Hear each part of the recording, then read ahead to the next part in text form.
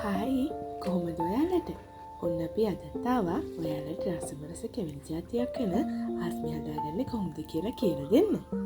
ආස්මි හදාගන්න නොදන්න කෙනෙක්ට වුණත් තේරෙන විදියට මම අද ඔයාලට සරලව කියලා දෙන්නම්.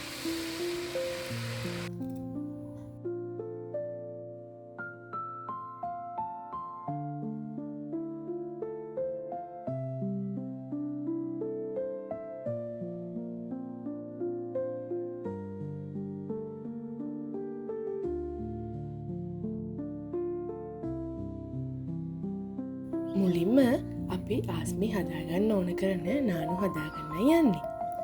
ඒකට අපිට දවුල්කුරුඳු කියන ගහේ මෝරපු නැති දළු වගේ කොළ ටිකක් ඕනි.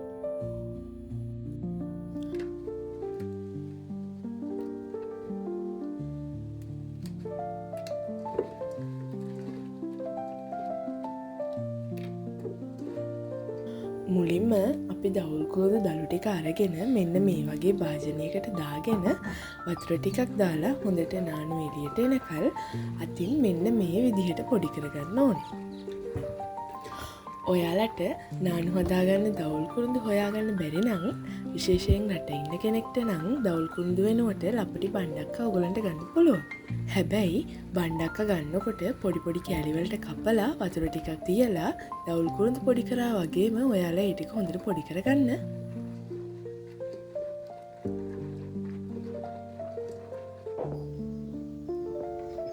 පොඩි කරපු දවුල්කුරුඳු ටික හොඳ රෙදි කඩක තියලා නානු ටික හොඳට පෙරා ගන්න. මම මෙතනදී අරන් තියෙන්නේ ඕගන්දි කියන රෙදි වර්ගය.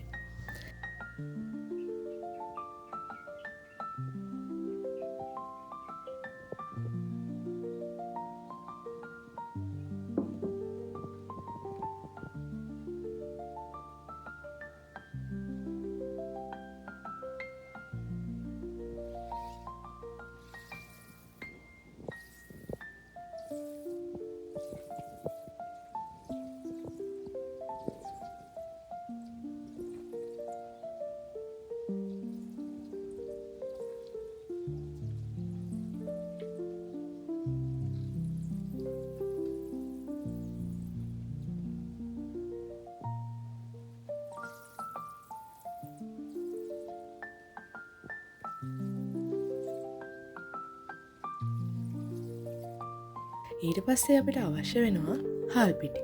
හාල්පිටි ගන්නකොට හොඳට හීනි පෙරණියකින් පෙරලා තමයි අපි ගන්න ඕනි. හොඳට සිනිඳුවට තිබුණා නම් හරි. සාමාන්‍යයෙන් ආස්මි 10ක් වගේ හදාගන්න අපිට ඕන වෙන්නේ හාල්පිටි ග්‍රෑම් 300ක් වගේ ප්‍රමාණයක්. ඊට පස්සේ අපිට ඕන වෙන්නේ මිටිකිරි. අපි මෙතනදී පොල් බෑයක වගේ මිටිකිරි ප්‍රමාණයක් තමයි හදාගන්න ඕනි. මිටිකිරි විතරක් ගන්න මතක තියාගන්න.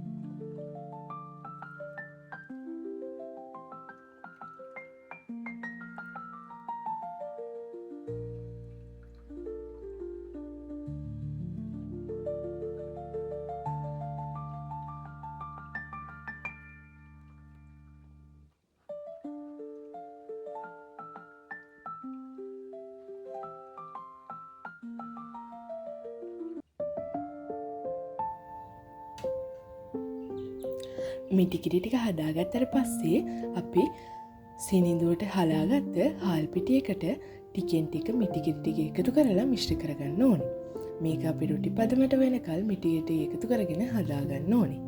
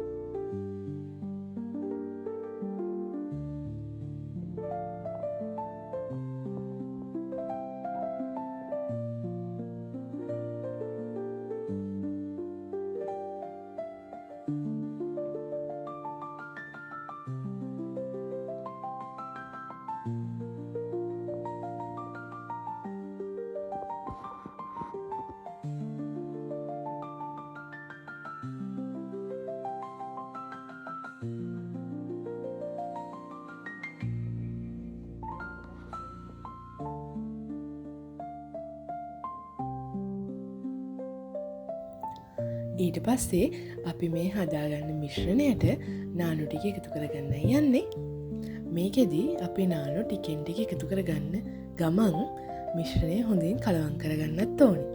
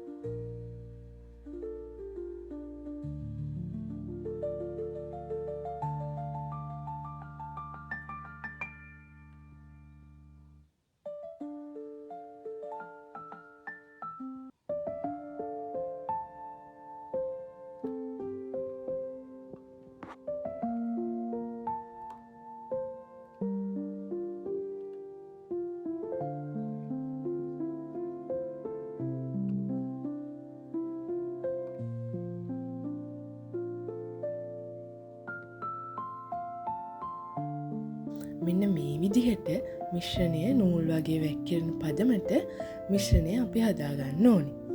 දැන් ඉතින් ආස්මි හදාගන්න අවශ්‍ය දේවල් අපි ලෑස්ති කරන් ඉවරයි. දැන් අපිට තියෙන්නේ ආස්මි ටික දැල් දැල් වෙන්න තෙල් තාච්චියට වත් කරගන්න එක විතරයි. මේකට අපි මේ වගේ පොඩි තාච්චියක් අරගෙන ඒකට 4න් 3ක් වෙනකන් තෙල් දාගෙන තෙල් එක හොඳට රත් වෙන්න හරින්න ඕනි.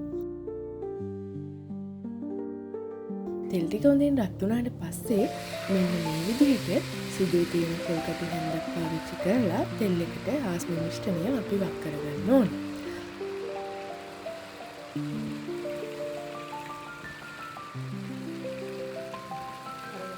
වක් කරගත්ත මිශ්‍රණය ටික වෙලාවක් තෙල් වල බැදගෙන මෙන්න මේ විදිහට අපි මැදින් අවා ගන්න ඕනේ. හොඳින් මතක තියාගන්න ඕන කාරණාව තමයි අපි මෙතනදී නටන තෙල් එක වැඩ කරන නිසා හොඳ කල්පනාවෙන් වැඩ කරන්න ඕනේ.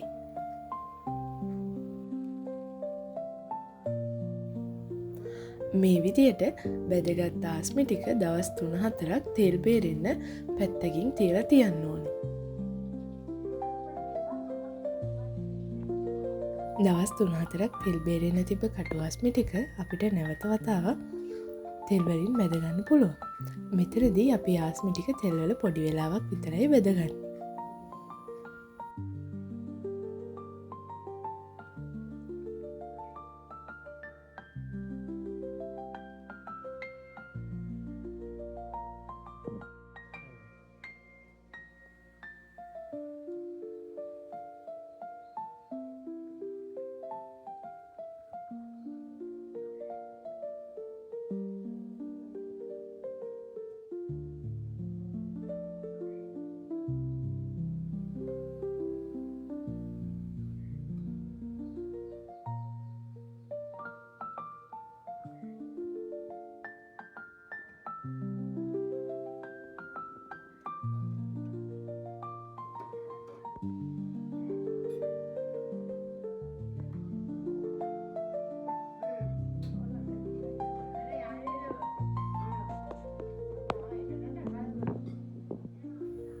කටු ආස්මි ටික බැදගත්තට පස්සේ අපිට තියෙන්නේ ආස්මි වලට පැණි ටික දාගන්න එක විතරයි.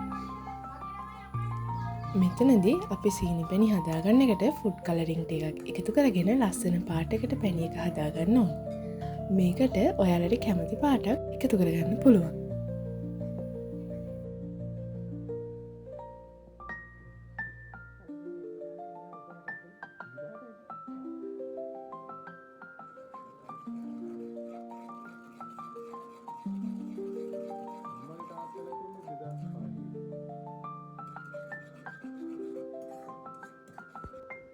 මේ විදියට අපි හදාගත්ත පැණි එක රස්නේ පිටින්ම ආස්මියට මෙන්න මේ විදිහට වක් කරගන්න ඕනි.